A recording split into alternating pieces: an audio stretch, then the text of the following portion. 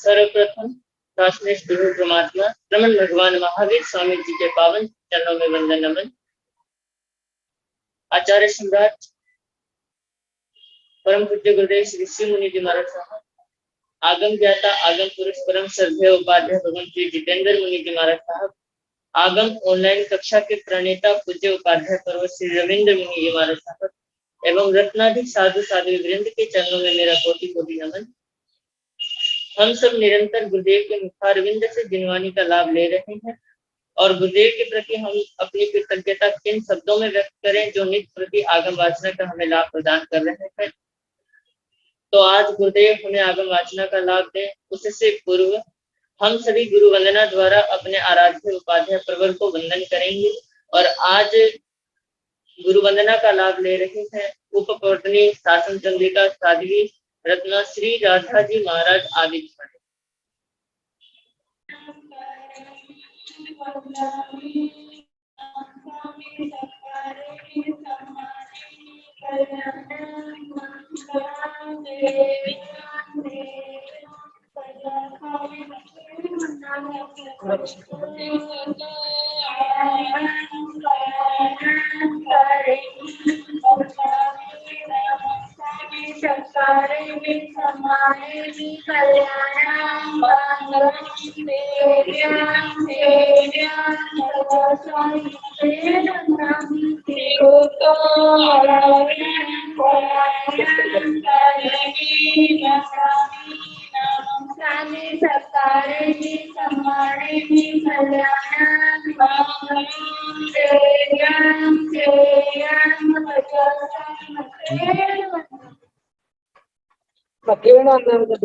सुख आता है सबको।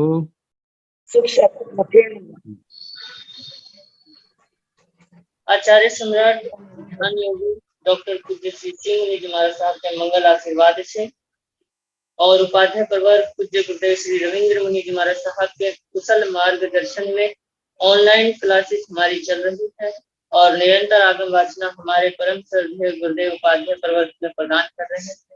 यह आगम वाचना निर्विघ्नता से चलती रहे, इसलिए प्रतिदिन साधु साध्वी वृंद द्वारा तपश्चर्या चल रही है और आज जिनकी तपश्चर्या है उनके नाम है उपाध्याय प्रवर अनुयोग प्रवर्तक पूज्य श्री कन्हैयालाल जी महाराज साहब कमल के शिष्य तपो के श्री संजय मुनि जी महाराज साहब का बेला उपवास है। उपाध्याय प्रवर श्री कन्हैयालाल जी महाराज साहब के शिष्य उप प्रवर्तक पूज्य श्री विनय मुनि जी वागीश महाराज का बेला उपवास। तब चक्रेश्वरी तब सिद्धेश्वरी गुरुवार श्री विभा श्री जी महाराज साहब का उपवास। डॉक्टर श्री प्रतिभा श्री जी महाराज की सुशिष्याएं साध्वी श्री श्रद्धा श्री जी महाराज, साध्वी श्री ऋषिता श्री जी महाराज, साध्वी श्री अनुज्ञा श्री जी महाराज, साध्वी श्री प्रणति श्री जी महाराज, इन चारों का उपवास है। श्रमणी सूर्या उत्तर भारतीय प्रवर्तन डॉक्टर श्री सरिता जी महाराज की शिष्या घोर तपस्विनी डॉक्टर श्री सुबह फिक्की जी महाराज का उपवास। साधना के शिखर पूज्य श्री पुष्कर मुनि जी महाराज साहब की शिष्या श्री प्रिय दर्शना जी महाराज की शिष्याएं डॉक्टर श्री विचक्षण श्री जी महाराज, साध्वी श्री मोक्षदा जी महाराज का उपवास। श्रमणी गौरव प्रज्ञा ज्योति डॉक्टर शिवाजी महाराज की शिष्या साध्वी डॉक्टर शैली जी महाराज, साध्वी श्री सुचिता जी महाराज का उपवास। साध्वी श्री सोनिका जी महाराज साहब की शिष्या रस विजेता साध्वी श्री रिद्धि जी महाराज, दिवाकर दीपिका संथारा साधिका महासाध्वी श्री शांता कुमारी जी महाराज की शिष्या, तब चंद्रिका मनीषा जी महाराज का आइमिल है। इस तरह आज हमारे साध्वी वृंद द्वारा तपश्चर्या चल रही है।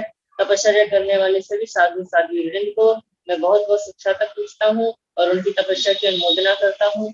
अब मैं गुरुदेव आगम ज्ञाता आगम पुरुष उपाध्याय भगवान श्री जितेंद्र मुनि जी महाराज साहब से करबद्ध प्रार्थना करूंगा कि हे गुरुदेव, हे ज्ञानदाता, हमें ज्ञान वाणी का दान देकर मैं लाभान्वित करें। पूज्य उपाध्याय भगवान श्री जितेंद्र मुनि।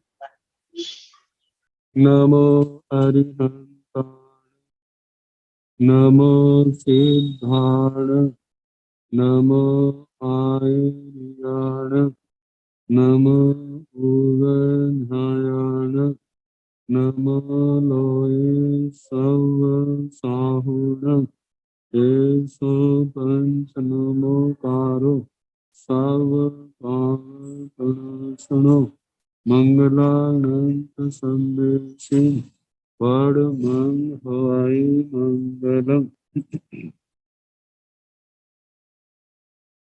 जिन शासन जिन वाणी सदा जयवंत हो, जिन शासन जिन वाणी सदा जयवंत हो, रमण संग सदा अविचल मंगल हो। मुक्ति को प्राप्त श्रमण भगवान महावीर स्वामी, उनकी परम पावन कल्याणी भागवती वाणी वाचक प्रमुख श्री इंद्र भूति गौतम आदि गणधर भगवान योग प्रधानाचार्य परम पूज्य श्री सुधर्मा स्वामी जी महाराज, उनकी परम पावन पाठ परंपरा वर्तमान आचार्य ज्ञान योगी परम पूज्य श्री श्री मुनि जी महाराज एवं गुरुजन सबके पावन चरण सरोजों में मेरा अनंत अनंत बार वंदना नमस्कार। आगम परिषद में विराजमान वरिष्ठ मुनिराज, अन्य मुनिवृंद, परम आदरणीय भगवती स्वरूपा महासाध्विया जी, श्री आचार्य सूत्र की वाचना प्रारंभ है। प्रथम स्कंध का कल चौथा अध्ययन सम्यक्त्व उसका समापन हुआ और पांचवा अध्ययन प्रारंभ करने लगे थे। तो पांचवें अध्ययन का नाम लोक सार। इस अध्ययन में जहाँ लोक सार की बात की है, लोक में सार क्या है, उसके साथ साथ और भी बहुत बातों का वर्णन है कि संसार में जीव विषयों के अंदर फंसे हुए कैसे कैसे पाप कर्म करते हैं और अपनी आत्मा को मलिन बना करके इस संसार रूपी भयानक अटवी में कैसे उन कर्मों के परिणाम को भोगते हैं। तो इस अध्ययन का प्रथम उद्देश्य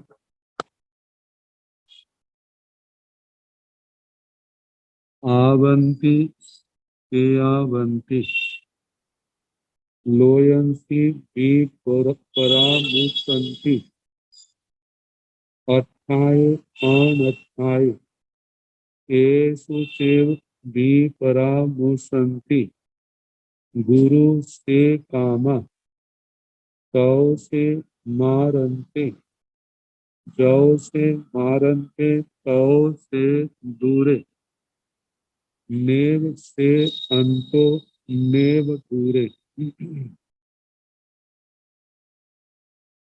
आवंती संसार में जितने भी जीव हैं जो असंजत है, और उनमें भी केयावंती कितने के जीव लोयंसी लोक में विपुरामुसन्ति विषयों की अभिलाषा के कारण विषयों की दलदल में फंसे हुए संसार के अनेक अनेक जीवों का घात करते हैं। विपुरा परामुसन्ति उपतापयन्ति घातयन्ति, मतलब उन जीवों का घात करते हैं विषयों की वृद्धि के कारण। हमें ज्यादा से ज्यादा सुख मिले, उन सुखों का उपभोग करें, उन सुखों के पाने के लिए अनेक प्रकार के जीवों का वध करते हैं। अठाए अनठाए, कई बार तो उन जीवों की जो हिंसा है प्रयोजन को लेकर के होती है, कई बार अनठाए बिना प्रयोजन के होती है। ये सारी की सारी आत्मा की अज्ञानता है, मूढ़ता है। कहाँ कितने जीव जो है अपने सुखों के लिए केवल एक इंद्रिय जीवों का ही घात करते हैं, और कितने ऐसे जीव हैं जो एक इंद्रिय के साथ साथ दो इंद्रिय, तीन इंद्रिय, चार इंद्रिय, पंच इंद्रिय जीवों का भी घात करते हैं। तो बताया है एसु चे विपरा मुसंति। तो इन जीवों का घात करने वाले एसु एतेषु मतलब इन ते काया के जीवों में ही जन्म मरण धारण करते हैं और जहाँ पर नाना प्रकार के कष्ट कष्ट भोगते हैं। कहें कि ऐसा क्यों है जिस संसार के जीवों का घात क्यों करते हैं, संसार के इन दुर्गतियों में क्यों भटकते हैं। तो इसका कारण दिया गुरु से कामा से उन आत्माओं के लिए जो आत्मा संसार में भटक रहा है उसके लिए जो काम और इसके साथ ही भोग ले ग्रहण कर लेना, इंद्रियों के विषय शब्द रूप गंध रस स्पर्श, ये सारे के सारे काम भोग उस आत्म इनके अंदर आत्मा इतना गृहीत है कि इनका परित्याग करना उसके बस की बात नहीं है। वह इनको छोड़ नहीं सकता, इतनी आसक्ति इतनी गृद्धि भाव उसके अंदर है। और इसी गृद्धि भाव के कारण आसक्ति के कारण इन सुखकाम भोगों को पाने के लिए वह फिर जीव हिंसा का 18 पापों का मार्ग अपना लेता है। कहा कि जब वो काम भोगों की दलदल में फंसा है, नाना प्रकार के पाप कर्म कर रहा है, तो उसके बाद तो से मार अंते, तो तदनंतर उसके पश्चात से वह कौन जो भोगों की दलदल में फंसा है, जो 18 पापों का जीवों की हिंसा का आचरण कर रहा है, जिसके लिए काम भोगों का परित्याग बड़ा मुश्किल है। कहा कि वह मारंते का मतलब मृत्यु के अंदर जन्म मरण के प्रवाह में फंस जाता है। एक जन्म के बाद दूसरा जन्म, मृत्यु के बाद जन्म, जन्म के बाद फिर मृत्यु, ऐसे इसी चक्कर में जैसे जीव अनादि काल से चला आ रहा है, आगे भी इसी प्रकार चलता रहेगा। कब तक? जब तक उसकी जो वृद्धि भोगों के अंदर बनी रहेगी। तो कहा है कि वह जन्म मरण के प्रवाह के अंदर फंसा है। जौ से मारंते तौ से दूरे, जिस कारण से चौ जत जिस कारण से वह मतलब के मार अंत्य मृत्यु के प्रवाह के अंदर फंसा है। जब तक वह मृत्यु के प्रवाह में फंसा है, इंद्रियों के विषयों की वृद्धि में फंसा है, तो से दूर है। जब तक फंसा है तब तक वह उस मोक्ष से दूर है, निर्वाण से दूर है। क्योंकि निर्वाण को पाना है तो इन सब का वृद्धि का भी परित्याग करना होगा और इन 18 पापों का भी त्याग करना होगा। जब जब तक वृद्धि का त्याग नहीं होगा तब तक 18 पापों का भी त्याग नहीं होगा। जब तक 18 पापों का त्याग नहीं होगा तो आत्मा के अंदर संयम और तपमय जीवन का भी अवतरण नहीं होगा, इनकी आराधना नहीं होगी। जब तक इनकी आराधना नहीं है, इनका पालन नहीं है, तब तक इस आत्मा के लिए वह मोक्ष रूपी पावन धाम पावन स्थान भी क्या है? दूर है।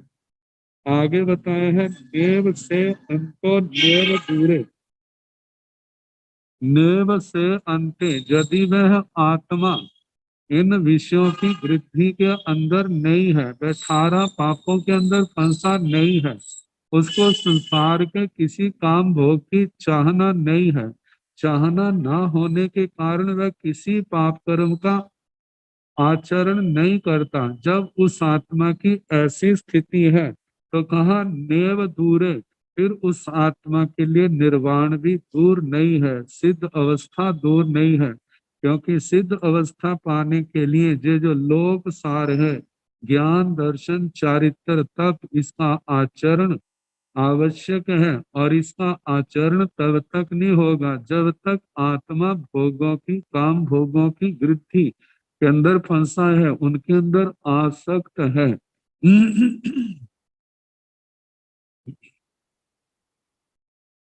आगे बताया जा रहा है।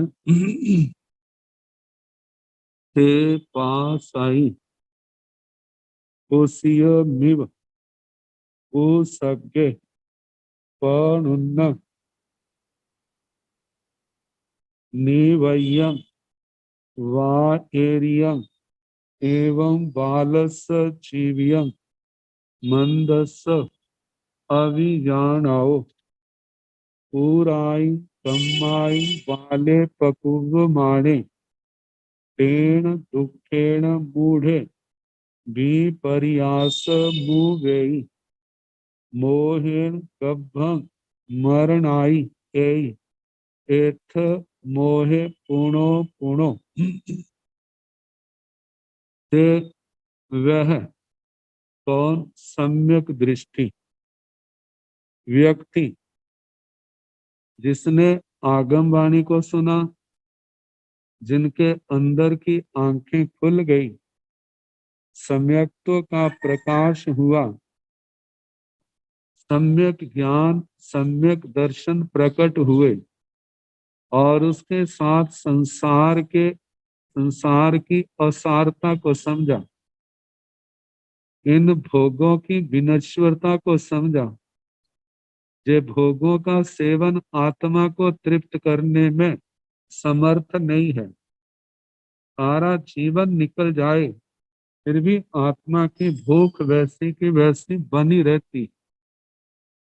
तो कहा कि ऐसा जाना, ऐसा से वह जीव जिसने संसार के स्वरूप को समझ लिया है, भोगों की निसारता को समझ लिया है, कहा कि से पास आई, वह देखता है, वह जानता है। क्या जानता है, क्या समझता है, क्या उसको प्राप्त हुआ? तो कहा कि कुशीय मीव कुसज्ञ, कि कुसज्ञ कुशा के अग्र भाग में, कुशीय मिव उदक बिंदु मिव, कुशा के अग्र भाग में जो पानी का कण है, पानी की बूंद है, कि पनुन्नम नि पनुन्नम निवय्यं वायरियं पनुन्नम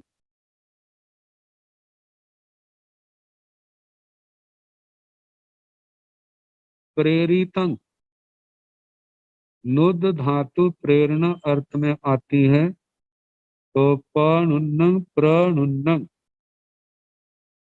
मतलब जब बरसात बरस रही होती है तो जैसे पानी उषा के अग्र भाग में रुका है, उतनी देर में दूसरी बूंद आ गई। दूसरी बूंद आने के कारण से जो पहली बूंद है वो गिर जाती। मानो दूसरी बूंद आई है तो उसके बाद तीसरी बूंद आते सार ही वह क्या हो गई, गिर गई। तो उस बूंद की उस कुशा के अग्र भाग में स्थिति कितनी के है, बिल्कुल कुछ समय की।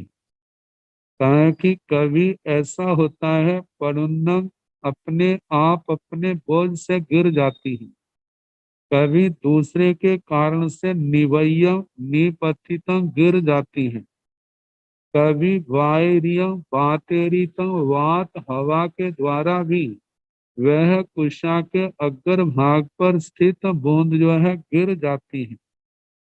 ताकि वह कितनी देर की उसके अंदर स्थिरता है, देखने के लिए तो ऐसी स्थिरता उसके अंदर नहीं है।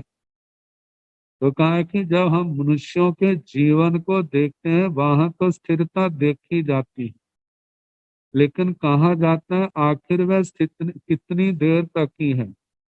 जीवन टिका रहे तो टिका रहे, लेकिन जब जाने का समय आता है तो कुछ भी पता नहीं चलता कि कब जीव क्या हो गया, इस शरीर को छोड़ करके चला जाता है। नश्वरता जो है इस जीवन के साथ लगी हुई है। तो बताया है एवं बालस जीवियम मंदस अभिजानव, बाल से जो बाल है, जिसको जिसको सच्ची समझ नहीं है, जो भोगों की दलदल में गिरद है, फंसा हुआ है। मंद से मंद, जिसकी बुद्धि मंद है, जिसके पास विवेक ज्ञान नहीं है। अभिजानव, अभिजानव का मतलब जिसको किसी प्रकार की सम्यक जानकारी नहीं है, जिसके पास सच्चा बोध नहीं है। बोध न होने के कारण उसको अविज्ञाय कहा, तो कहा कि ऐसा जीव जो बाल है, अज्ञानी है, मंदमती है, विवेक विकल है, ऐसे व्यक्ति का जीवन भी ऐसा ही है। कहा कि कूराई कमाई बाले पकुब माणे, वाले वह बाल, वह अज्ञानी, वह मूढ़ जो भोगों की दलदल में फंसा हुआ है, अपने अनमोल जीवन को व्यर्थ में गंवा रहा है। ताकि ऐसा व्यक्ति कूराई कमाई पकुब माणे, क्रूर कर्मों को करता हुआ, क्रूर कर्म जिसमें 18 ही पाप कर्म आ जाते हैं, इन 18 पाप कर्मों का आचरण बड़ी क्रूरता के साथ करता हुआ, पकुब माणे करता हुआ, तेण दुखेण मूढ़े विपर्यासम मुवई, जब ऐसे क्रूर कर्म किए हैं तो समय आने पर जैसे फल पकता है, ऐसे उन कर्मों के पकने पर, परिपक्व होने पर, जब कर्म अपना फल देने के लिए सामने आते हैं, और जब पाप कर्म किए हैं तो उनका परिणाम भी अशुभ ही होता है। जब में अशुभ परिणाम सामने आता है तो तेण दुखेण मूढ़े, वह उस दुख से मूढ़ अवस्था को प्राप्त हो जाता है। उसका आत्मा के अंदर रहा हुआ ज्ञान उस मोनि कर्म से, पाप कर्मों से आच्छादित हो जाता है, और ऐसी बुद्धि बन जाती है जो दुख को दूर करने के साधन है, वे तो उसको सुख के साधन लगते हैं। जो तो दुख को दूर करने के साधन हैं, वे तो उसको दुख के साधन लगते हैं। और जो आत्म समाधि के मतलब जो दुख को पैदा करने वाले साधन हैं, वे उसको सुख के साधन लगते हैं। अब इस मूढ़ता, अज्ञानता के कारण से, जबकि सिद्धांत है दुख को दूर करना है तो आत्मा धर्म की शरण में आए, आत्मा सम्यक ज्ञान, सम्यक दर्शन, सम्यक चारित्र, सम्यक तप का पालन करे, आत्मा 18 पापों का परित्याग करे, संयम तप की आराधना करे। यदि इस मार्ग पर आत्मा चलता है तो उसके कर्म टूटते हैं, कर्मों के बंधन टूटते हैं, आत्मा निर्मल होती है, और उसके जो दुख है दिन प्रतिदिन कम होते जाते हैं। लेकिन जो उसको ज्ञान न होने के कारण से वह पुनः उन भोगों को पाने के लिए उन्हीं 18 पापों का सेवन करता है। कहा इस मूढ़ता के कारण से जो विपर्यास, विपरीत भाव को प्राप्त हुआ है, इन दो सोचता है इन पापों को करूंगा तो मेरे दुख दूर हो जाएंगे, लेकिन वे दुख दूर तो होते नहीं, लेकिन और उसके दुख जो है बढ़ जाते हैं। तो बताया है कि इस प्रकार उस दुख से विमूढ़ अवस्था को प्राप्त हुआ, विपर्यास भाव को प्राप्त हो जाता, विपरीत भाव को। तो इस प्रकार मोहेण गभ्भं मरणाई एई, इस प्रकार मोह से मूढ़ हुआ वह व्यक्ति गभ्भं, अपना जन्म, एक जन्म समाप्त हुआ है तो पुनः जन्म लेने के लिए दूसरे स्थान पर गभ्भं, गर्भ स्थान को चला जाता है। और जन्म लेने के लिए जब उसका जन्म हुआ है तो फिर उसके बाद मरण आई, मृत्यु के भाव को प्राप्त होता है। कहा जाता है 18 पाप कर्मों का परिणाम क्या है। पहले तो उसका जीवन छोटा होगा, बार बार जन्म मरण करना पड़ेगा। और यदि मानो उसका जीवन लंबा है तो ऐसे स्थान पर उसका जन्म होगा जहां पर दुख की अधिकता होगी, जैसे नरक स्थान है, नरक स्थानों में बार बार मरना तो नहीं, आयु तो लंबी है, लेकिन वहां पर जो दुख है वे बहुत ज्यादा है। तो कहा जा तो लंबी आयु है तो नरक आदि स्थानों में जन्म लेना पड़ेगा, और यदि नरक आदि स्थानों में जन्म नहीं है तो इसी संसार में मतलब कि उसको बार बार जन्म लेना पड़ेगा। और इस संसार में भी यदि मनुष्य रूप में त्रियंत रूप में लंबी आयु मिलती है तो जहां पर भी रोग रोग शोक अनिष्ट संयोग और इष्ट वियोग का उसको सामना करना पड़ेगा ही। तो कहा जाता है जो आराध्य ध्यान के लक्षण है वे सारे उसके जीवन में आएंगे। अनिष्ट का संयोग होगा और इष्ट का वियोग होगा। प्रतिकूल वेदना से सामना करना पड़ेगा। इंद्रियों के विषय जो है उसके दूर रहेंगे और उनकी चाहना उसके अंदर बहुत होगी, जिसके कारण से हर समय में व्याकुल रहेगा और आगे के लिए पुनः पाप कर्मों का आचरण करता रहेगा। तो इस प्रकार कहा मोह से गर्भ और जन्म और मृत्यु को भाव को बार बार प्राप्त होता है।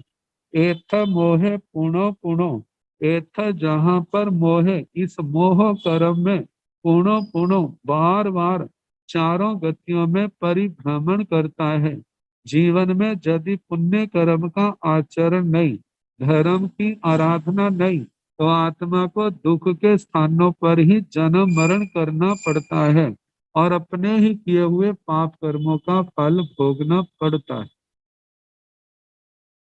आगे बताया है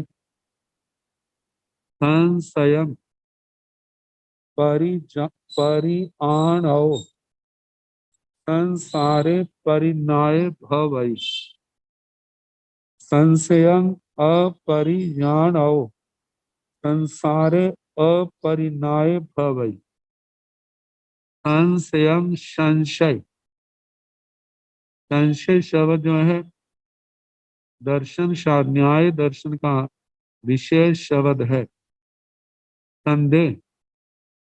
और इसकी परिभाषा करते हुए आचार्य ने कहा है उभय कोटिकम ज्ञानम संशय, जो ज्ञान दोनों किनारों को स्पर्श करता है। वस्तु है या नहीं, कभी तो लगता है, फिर दूसरे क्षण में जी आता नहीं है, बस इस है और नहीं के चक्कर में पड़ा रहता।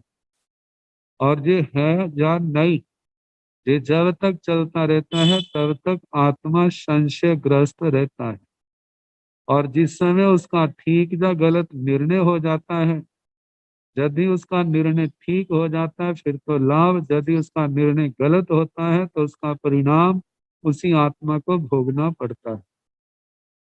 तो जहां पर संशय शब्द का अर्थ जो है वह जिज्ञासा किया है, जानने की इच्छा।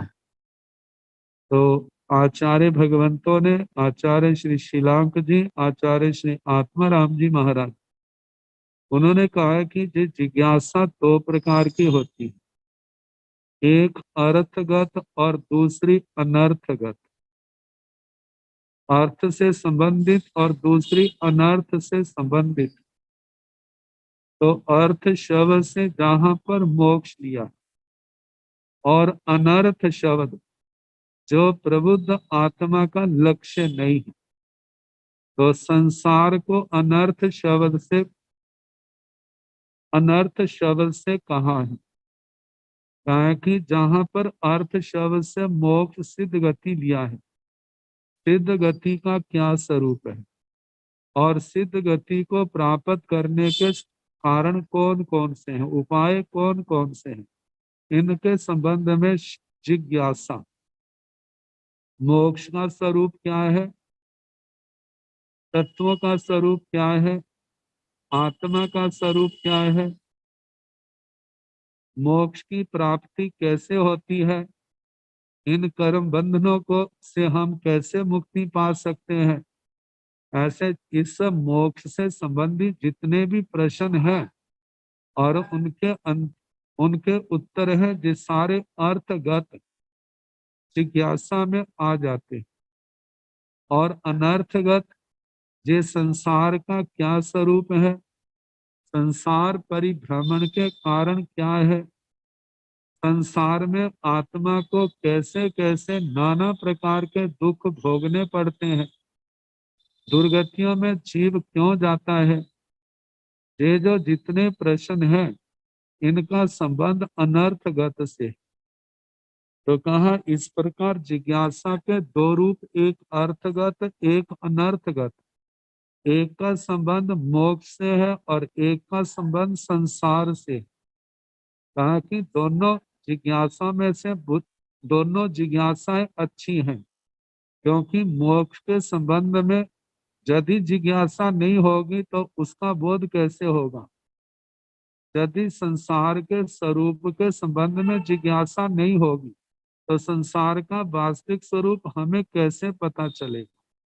जब इन दोनों के बातों के संबंध में जिज्ञासा पैदा होती है, पूछते हैं, प्रश्न करते हैं और हमें उत्तर मिलते हैं, तो उसके पश्चात आत्मा का झुकाव मोक्ष की ओर होता है, संसार से हटता है। आत्मा सोचता है कि 18 पाप इनका आचरण संसार वृद्धि का कारण है और 18 पापों का परित्याग संयम तप की आराधना जो है ये संसार से मुक्ति का मार्ग है। जब ये सारा बोध होगा तो वह संसार मार्ग को छोड़ करके मोक्ष मार्ग पर चलेगा। तो जहां पर कहा कि संशयं परिजानम, जो इस संशय जिज्ञासा का जो ज्ञाता है, संसार परिणाय भवे, उस आत्मा के लिए संसार परिज्ञात होता है, वह संसार के स्वरूप को समझता है। संशय अपरिजानव, जो संशय को जिज्ञासा को नहीं जानता, जिसके मन में आत्मा में जिज्ञासा पैदा नहीं होती, ये प्रश्न मोक्ष और संसार के संबंध में कोई प्रश्न पैदा नहीं होता। तो कहा कि ऐसे व्यक्ति के लिए संसार अपरिणाय भवे, उनके लिए संसार अपरिज्ञात होता है। जब संसार अपरिज्ञात है तो वह आत्मा कैसे आगे बढ़ेगा। जब संसार के स्वरूप का पता नहीं तो वह मोक्ष मार्ग पर कैसे चलेगा। मानो देखा देखी यदि वो मोक्ष मार्ग पर चल पड़ा है तो कहा जाता है जिस समय कोई परिचय आएगा, उपसर्ग आएगा, सोचेगा मैंने तो इसको सुख का कारण समझा था, लेकिन जहां तो दुख आ रहे हैं, एक दुख के बाद दूसरा दुख आ रहा है, तो ये तो किसी प्रकार से अच्छा नहीं है, उसको एकदम छोड़ करके पुनः संसार के मार्ग में आ जाएगा। और जिसने संसार के और मोक्ष के मार्ग को अच्छी प्रकार से समझ लिया है, सोचता है जो दुख आ रहे हैं जो किसी के दिए नहीं, जो अपने ही कर्म के फल है। लेकिन जब संयम और तप की आराधना के द्वारा ये कर्म मिट जाएंगे तो उसके साथ ये सारे दुख भी सदा के लिए क्या हो जाएंगे, मिट जाएंगे। तो वह अपने संयम तप की आराधना करने वाला वह साधक जिसने प्रश्नोत्तर के माध्यम से इशारा बोध प्राप्त किया है, वह अपने संयम के मार्ग पर चलता रहेगा। लेकिन जिसको ये ज्ञान नहीं है वो इस मोक्ष मार्ग से भटक जाएगा। तो इसलिए कहा जाता है जो जिसको संशय को जानता है, जो इस जिज्ञासा के माध्यम से जिसने तत्व के स्वरूप को समझा है, उसके लिए संसार परिज्ञात है। और जिसके जो संशय जिज्ञासा पैदा ही नहीं होती तो उसके कहा संसारी जीव है, तो उसको संसार के स्वरूप का बोध भी नहीं होता। जब संसार के स्वरूप के बोध का ही पता नहीं तो संसार को तरेगा कैसे। अब इसके आगे फिर कहा जा रहा है, कहते हैं हेय एवं उपादेय वस्तु का त्याग एवं स्वीकार कौन कर सकता है। हेय वस्तु वह है जो छोड़ने योग्य है, उपादेय वह है जो ग्रहण करने योग्य है। इस बात को स्पष्ट करते हुए सूत्रकार भगवान फरमा रहे हैं, जे छे से सागारियंग ने से भई कट्टु एवं मी अभिजान बिया मंदस वाल्या लद्धा रथा पड़ी लेहाय आगमिता आना विज्जा अना सेवनय थी वहमी। अना सेवनय जो है कहते शब्द अना सेवनाय होना चाहिए, जहाँ अना सेवनिया क्योंकि जो संस्कृत शाया लिखी है अनासेवनतया, मतलब तृतीया विभक्ति का एक वचन है।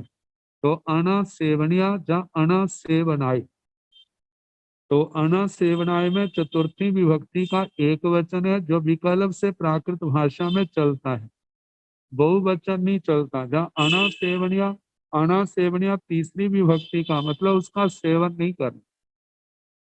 तो कहा जे छे, छे का मतलब निपुण, प्रबुद्ध, बुद्धिमान, दक्ष, ऐसा साधक, मुमुक्षु आत्मा, साधु साध्वी, निर्ग्रंथ निर्ग्रंथी।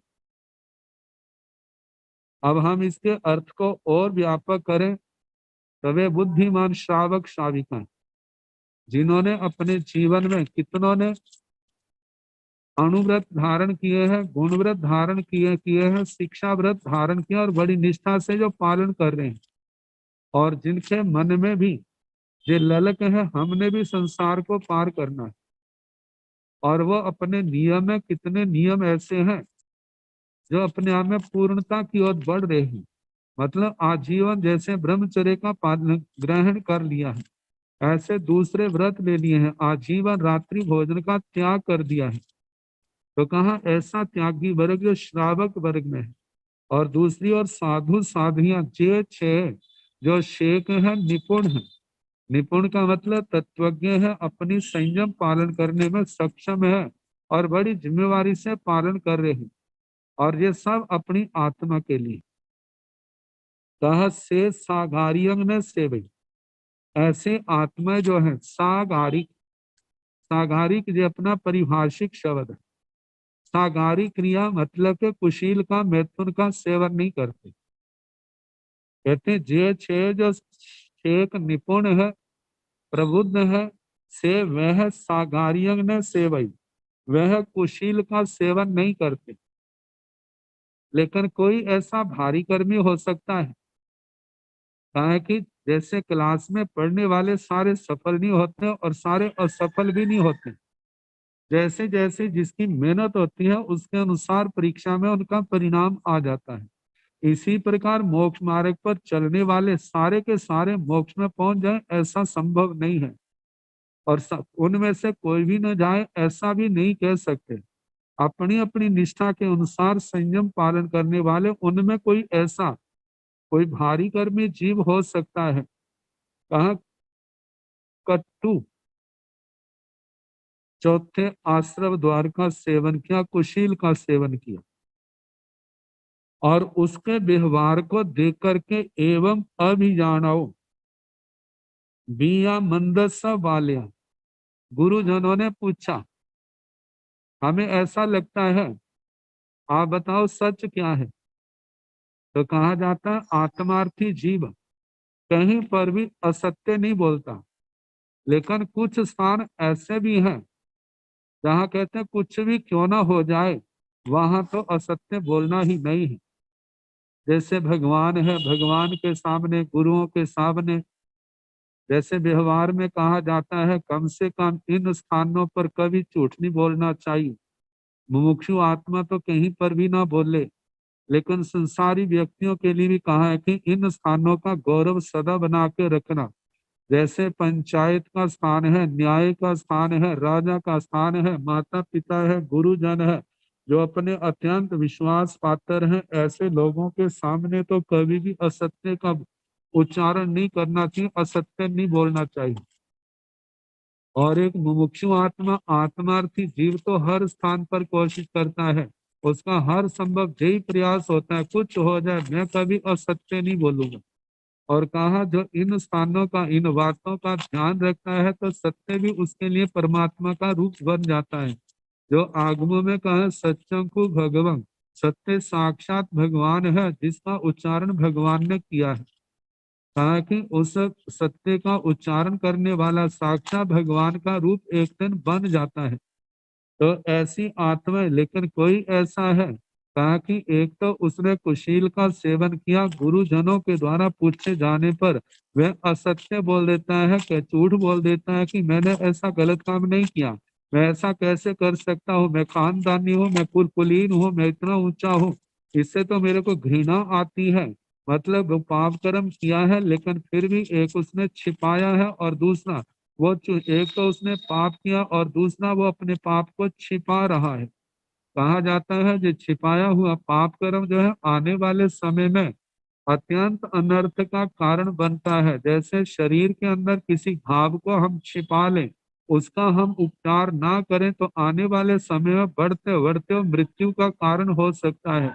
इसी प्रकार ये पाप कर्म भी यदि हम अपनी आलोचना, पहले तो कोशिश हो पाप कर्म करना नहीं, मानो किसी आत्मा से पूर्व के पाप कर्म के उद्देश्य मोह के कारण से हुआ है, तो कम से कम अपने गुरुओं के सामने कभी उसको पाप को छिपाना नहीं, अपनी आलोचना निंदना करके उसका प्रायश्चित करके अपना शुद्धिकरण कर लेना।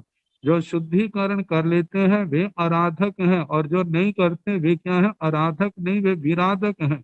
और विराधक जीव का संसार जो है कितना बढ़ सकता है, इसके संबंध में तो केवली भगवान वास्तव रूप में जानते हैं, नहीं तो ज्यादा करके कई जीवों का अनंत तक भी पहुंच जाता है। तो कहा कि ऐसा एवं इस प्रकार जब वो पाप कर्म करके उसको छिपाता है, तो अभिजानव उस अज्ञानी की मंदस, उस मंद बुद्धि वाले व्यक्ति की बिया बाल्या, जो दूसरा बालपन है, दूसरी मूर्खता है, अज्ञानता है। एक तो पाप किया और दूसरे पाप को छिपा रहा है। कहा है कि आत्मा को कैसा होना चाहिए, लद्धा हो रथा परिलेहाय आगमिता आना विद्या अना सेवन्या। कहा कि लद्धाहु रथा, लद्धा का मतलब जो विषयों का संयोग मिलने पर भी आत्मा के अंदर ऐसी परिपक्वता, दृढ़ता, पवित्रता होनी चाहिए, संसार के काम भोग सामने भी क्यों ना हो और वो उनको भोगने में स्वतंत्र भी क्यों ना हो, ऐसे संसार के सुख मिलने पर भी कहा है कि पड़ी लेहाय। बड़ी लिहाई का मतलब अच्छी तरह विचार करके, आगमिता अच्छी तरह आगमों के माध्यम से अपने अनुभव से जान करके, अना सेवनाय आना विज्ञा, उसका सेवन ना करे, अना सेवनाय मतलब उसको स्वीकार ना करे, उसका परित्याग कर दे। और आना विज्ञा दूसरों को भी यही संदेश दे, जे क्या है, विष के समान है, जे काम भोग जहर के समान है। कहा कि जहर के समान यदि देखा जाए तो वो जहर के समान नहीं, जहर से भी अत्यंत अनंत भयानक है। क्योंकि जहर तो ज्यादा से ज्यादा इस व्यक्ति का खाने पर एक ही जन्म बर्बाद करेगा, नष्ट करेगा, बार बार नहीं, अगले जन्म में उसका प्रभाव नहीं। लेकिन इन पाप कर्मों का प्रभाव तो जन्म जन्म तक रहता है। तो इसलिए कहा कि इन पाप कर्मों का जागते तो क्या, सपने में भी सेवन नहीं करना। ऐसी आत्मा के अंदर पवित्र भावना उद्बुद्ध होनी चाहिए। तो जहां पर टीकाकारों ने दृष्टांत दिया है, देखो उत्तराध्ययन सूत्र का 13वां अध्ययन चित्त संभूति है।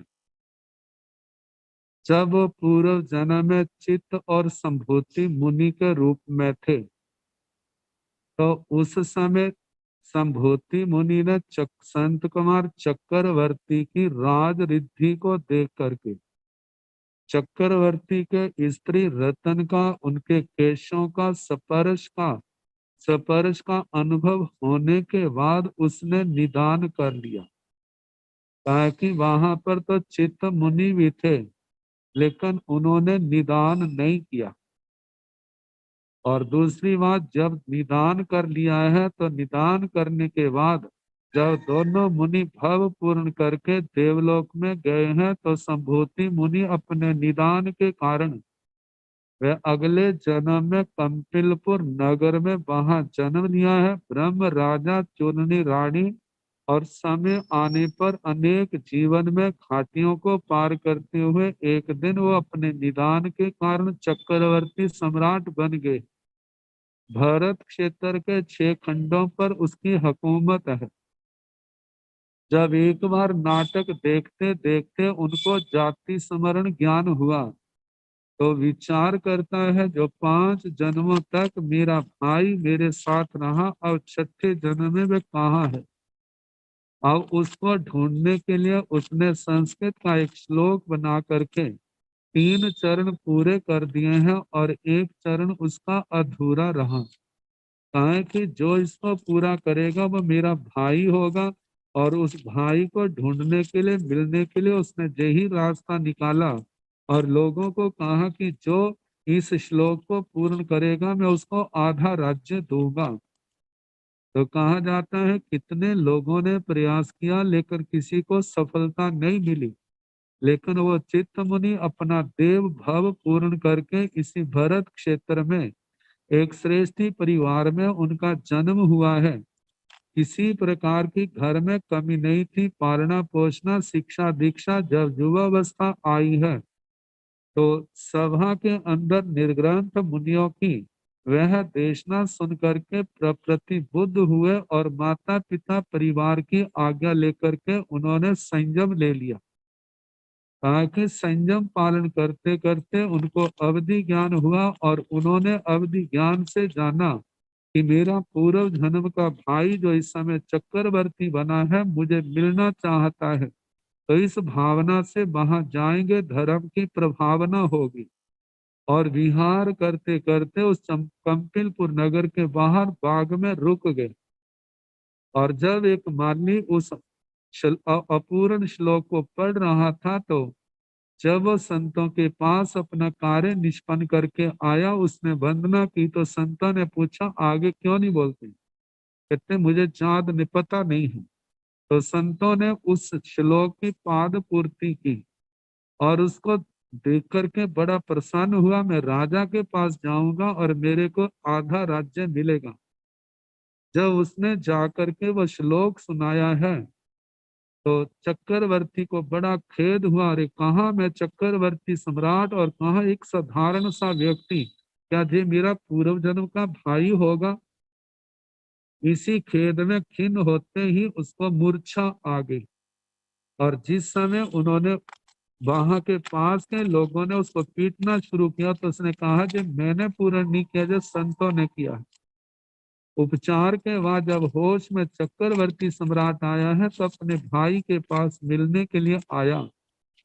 शास्त्रकार कहते हैं कि दोनों अपने पूर्व जन्मों की बातें करते हैं। और चक्रवर्ती ने कहा कि देखो मैंने पूर्व जन्म में तपस्या की, मैं इतना बड़ा चक्रवर्ती सम्राट बना हूँ, मेरे को मेरी तपस्या का फल मिला है, लेकिन आपको क्या मिला, आप तो पुनः भिक्षु हो। तो उस मुनि ने कहा कि मेरे को भी बहुत कुछ मिला था लेकिन मेरे को साधारण ना समझा, लेकिन मैंने उन सब को निस्सार समझा क्योंकि मैं मेरे को जो निर्ग्रंथ प्रवचन की गाथा उपदेश सुनने को मिला और मुझे उसकी निस्सारता का बोध हुआ। और मैंने सब कुछ छोड़ करके जो साधु जीवन लिया। और कहने लगे जिस साधु जीवन को आप साधारण कहते हैं, जो आज आपको इतना कुछ मिला है, ये सारा आपके पूर्व जन्म के संयम तप का ही तो प्रभाव है। हम तो पूर्व जन्म में चंडाल कुल में पैदा हुए थे, लोग हमें मिलना तो क्या हमारी छाया तक भी ग्रहण नहीं करते थे। इतना घृणास्पद हमारा जीवन था, आज इतना ऊंचा जीवन है। तो ये हमारे पूर्व जन्म के संयम और तप का ही प्रभाव है। जब चक्रवर्ती ने कहा कि ये साधु जीवन मेरे को बड़ा कठोर लगता है, आप मेरे पास आए, मैं आपको सारी संसार की सुख सुविधाएं दूंगा, लेकिन उस मुनि ने स्वीकार नहीं किया। उस चक्रवर्ती को भोगों की निस्सारता का, मनुष्य जीवन की नश्वरता का उपदेश दिया और प्रयास किया कि जे इसको प्रतिबोध हो और ये संयम मार्ग पर चले। लेकिन आखिर में उस चक्रवर्ती ने स्वीकार किया कि आप जो कह रहे हैं एक एक वचन यथार्थ है, सत्य है, लेकिन मैं क्या करूं, मेरे पूर्व जन्म के निदान का प्रभाव है। जैसे कोई हाथी दलदल में फंसा है, वह सूखी जगह जानता है, सुरक्षित जगह जानता है, लेकिन वहां पर आ नहीं सकता। इसी प्रकार मैं जानता हूँ, जान गया हूँ कि साधु जीवन बहुत अच्छा है, लेकिन पूर्व जन्म के निदान के कारण से मैं भोगों के अंदर मैं ऐसे फंसा हूँ। मैं जानता हूँ जिस संसार के भोग जो हमारे को मिले हैं, एक दिन इन्होंने छोड़ करके जाना है, या हम छोड़ के चले जाएंगे, लेकिन मैं इनको छोड़ नहीं सकता। आखिर में वो मुनि जो है, जब उन्होंने देखा जो चक्रवर्ती इसको समझ नहीं आएगी, तो उन्होंने कहा कि राजन आपने याद किया था मैं आया, आपको मेरी बातें अच्छे नहीं लगी, इसलिए मैं क्या करूं, अब जा रहा हूं। तो शास्त्रकारों ने कहा कि वो मुनि जो हैं वे तो सारे कर्म क्षय करके केवल ज्ञान, केवल दर्शन पा करके अनुत्तर सिद्ध गति को प्राप्त हुए, और वो चक्रवर्ती सम्राट जो है उन भोगों की दलदल में आजीवन फंसा रहा। और आखिर में जब भव पूर्ण हुआ तो जहाँ से अट दुहट बसट्टे, इस अवस्था में आर ध्यान में रुद्र ध्यान में दुखी हुआ, जहाँ के भव को राजरिद्धि को सब कुछ छोड़ना क्या है, छूट गया है। और वहां से काल करके सातवीं नरक में सातवीं 33 सागरोपम की आयु के नारकी बने। कहा जे भोगों का अनंत दुखमय परिणाम, जहाँ तो केवल सतवीं नरक है, उसके बाद कितना संसार होगा ये तो अतिशय ज्ञानी केवल ज्ञानी जानते हैं। तो कहा है कि इस प्रकार ऐसे मानो किसी को जिस संसार के सुख मिले भी तो भी उनकी चाहना नहीं करनी, क्योंकि इनका परिणाम जो है अत्यंत भयानक है। शास्त्र उत्तराधीन सूत्र की वह गाथा, खंडमित सुखा बहुकाल दुखा पगाम दुखा और निकाम सोखा। ये क्षण मात्र तो सुख है और उसके बदले मिलने वाला बहुत समय तक दुख है। सुख का रस तो अत्यंत पतला है, लेकिन दुख का रस अत्यंत प्रगाढ़ है। ये मोक्ष मार्ग में क्या है, उसके विपक्षी है। और ये अनर्थों की खान है, ऐसा सोच करके कभी इन सुख भौतिक सुखों को स्वीकार नहीं करना। और कहा ऐसा ही स्वरूप अपने पास आने वालों को भी सुनाए, और उनके जीवन में भी संयम और तप के फूल खिले और उनका जीवन सुरभित हो, और वो भी उस मोक्ष मार्ग के अधिकारी बने। तो तिवेमी आचार्य श्री सुधर्मा स्वामी जी महाराज फरमाते हैं, इसके संबंध में मैंने जैसा भगवान से सुना है वह आपको सुनाया है, लेकिन अभी जो है उद्देशक समाप्त नहीं हुआ, इसका पाठ और भी है। तो अब जो अगला सूत्र जो है कल जैसे अवसर होगा उसके अनुसार सुनाने का प्रयास किया जाएगा। नमो अरिहंताण, नमो सिद्धाण, नमो आयर्याण, नमो ओवधायाण, नमो लोये सब साहुण, ऐसो पंच नमो कारो सब पाव प्रणसण, मंगलानंत संदेशिं पौड़मं हवै मंगलम्। कारी मंगलम हरिहंता मंगलम सिद्धा मंगलम साहु मंगलम, केवली मनतो धम्मो मंगलम चत्वारि लोकोत्तमा, हरिहंता लोकोत्तमा, सिद्धा लोकोत्तमा, साहु लोकोत्तमा, केवली मनतो धम्मो लोकोत्तमो, चत्वारि शरणं प्रवज्जामि, अरिहन्ते शरणं प्रवज्जामि, सिद्धे शरणं प्रवज्जामि, साहु शरणं प्रवज्जामि, केवली मनथं धम्मं शरणं प्रवज्जामि। चार शरण सुख करने दुख करने मंगल करने और करना नहीं कोई, जो भव प्राणी आत्मा